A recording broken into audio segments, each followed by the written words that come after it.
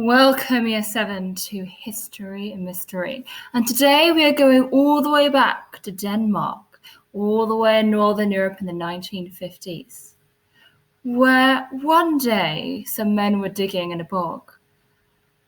They were digging away, and suddenly they come across a gruesome discovery. Inside this bog was the body of a dead man. This man, he wasn't a skeleton, he looked fresh, and they thought they might have come across a recent death. But the body was strange. If you look closely, you might see what's strange about it. He was wearing a very strange sort of hat.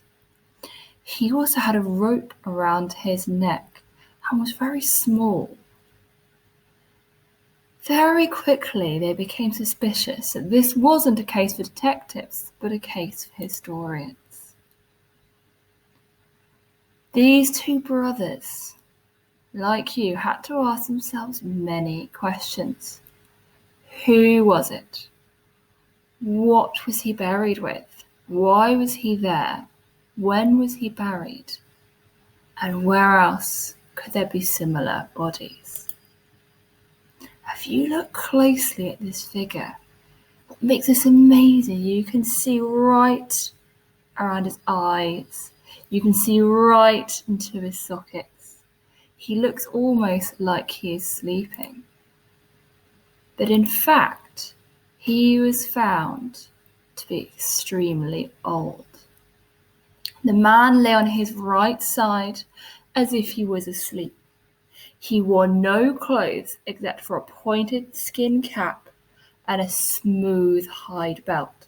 His hair was cut short, and round the neck was a rope noose and an iron neck ring. It was drawn tight around his neck and throat. There were no signs of recent digging, so this couldn't have been a murder, and therefore became a case for the historians.